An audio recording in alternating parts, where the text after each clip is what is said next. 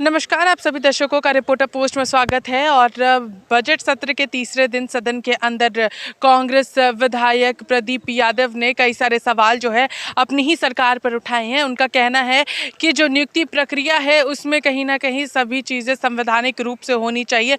सीधे सुनिए आखिर प्रदीप यादव ने क्या कुछ कहा इस मामले को लेकर।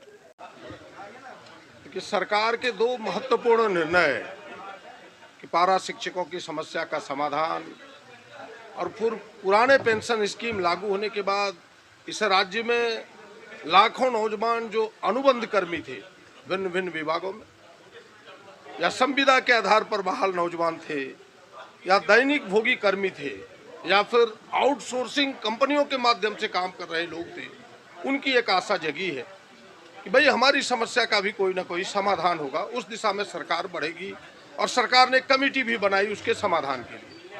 लेकिन बड़े दुख के साथ कहना पड़ता है कि अब तक उसके समाधान नहीं हुए, क्योंकि उसमें काम करने वाले लोगों को जो अस्थायी कर्मी है उससे आधे से भी कम मानदेय मिलता है, उनकी फैसिलिटीज कम है, उनके अनुकंप कोई मर जाए काम करते करते तो अनुकंपा के आधार पर उनके भविष्य के बारे में, उनके परिवार के बारे में कोई सोचने वाला भी नहीं होता। तो हमने पूरे विषयों को भिन्न भिन्न विभागों का, चाहे शिक्षा विभाग हो, बिजली विभाग हो, स्वास्थ्य विभाग हो या फिर ग्रामीण विकास विभाग हो, सचिवालय हो, जिला मुख्यालय हो, तमाम जगहों के प्रश्नों को एक साथ समेट के लाया था कि सरकार ऐसे लोगों के भविष्य को ध्यान में रखते हुए एक अस्थायी निदान निकाले। सरकार ने कही है कि हमने एक समिति बनाई है और जल्दी ही त्वरित कार्रवाई करते हुए इसके समाधान करेंगे। हमने इस प्रश्न को अब तक जिंदा रखा है, जब तक इसका समाधान नहीं होगा आगे भी यह विधानसभा में सड़क पर यह प्रश्न आएगा, सरकार के सामने रखेंगे, क्योंकि लाखों नौजवानों के भविष्य से जुटा हुआ यह प्रश्न है। सरकार का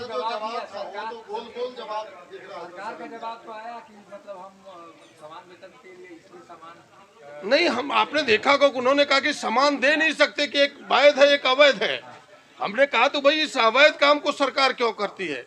मैं मानता हूं कि ये पिछले जमाने से ही, उन्होंने तो मंत्री जी ने कहा कि हम बिहार के जमाने से देख रहे हैं। हम तो कहते हैं बिहार के जमाने से नहीं, उससे भी जो पूरा होल बंगाल था उस जमाने से देखिए, उससे कोई मतलब नहीं है। मतलब यह है कि अगर वैध है तो सरकार वैध कामों को करे, जब बहालियां करे तो वैध रूप से करे और लोगों को समान काम के लिए जो सुप्रीम कोर्ट का जो आदेश है, पहले तो सरकार ने टाल मटोल भी किया कि भाई सुप्रीम कोर्ट का आदेश हमारे ऊपर लागू नहीं होता, जबकि सुप्रीम कोर्ट का आदेश पूरे देश में लागू होता है। इन तमाम प्रश्नों को रखा है। हमें लगता है कि सरकार ने मेरे प्रश्नों को गौर जरूर किया होगा, उनके अधीन काम करने वाले लोगों ने गौर किया होगा। उन्होंने आश्वस्त इतना किया है कि इसके समाधान के रास्ते निकालने के लिए सरकार चिंतित है। मुझे विश्वास है कि सरकार इसके कोई ना कोई रास्ते निकालेगी। नहीं निकालेगी तो हम जैसे प्रतिनिधि स्वतंत्र है फिर से प्रश्नों को सरकार के सामने रखने के लिए, यही मेरी जिम्मेवारी है, फिर से इस जिम्मेवारी को सामने लाए। Thank you. नहीं, हमने कहा कि शोषण होता है, यहाँ तक कि बहालियों में शोषण होता है और उसमें हमने गोड्डा जिले का उदाहरण दिया कि भाई वहाँ एक संस्था है हरित फाउंडेशन कह के, जिन्होंने 35 शिक्षकों की बहाली की, एक लोगों से 35-35 हजार रुपये की वसूली की, 2 FIR भी लॉन्च हुए हैं। और ये केवल एक छोटा सा उदाहरण है, राज्य में ये सैकड़ों उदाहरण इस प्रकार पड़े हुए हैं।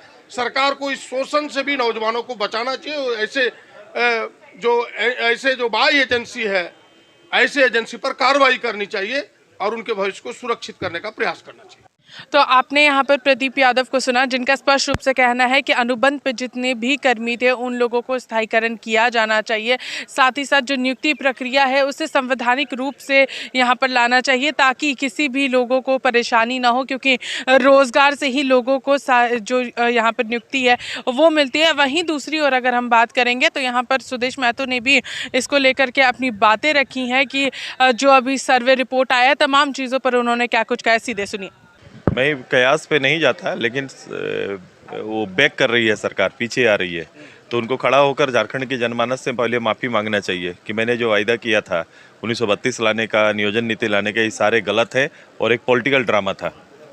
तो आपने यहाँ पर सुदेश महतो को सुना, जिनका स्पष्ट रूप से कहना है कि सरकार को यहाँ पर माफ़ी मांगनी चाहिए, चूँकि सरकार 1932 के लिए लगातार जनता के बीच में गई थी कि 1932 हम लेकर के आएंगे, उसके आधार पर नियोजन नीति बनेगी, स्थानीय नीति बनेगी। तो इसको लेकर के जनता के बीच जाकर सरकार को यहाँ पर माफ़ी मांगनी चाहिए।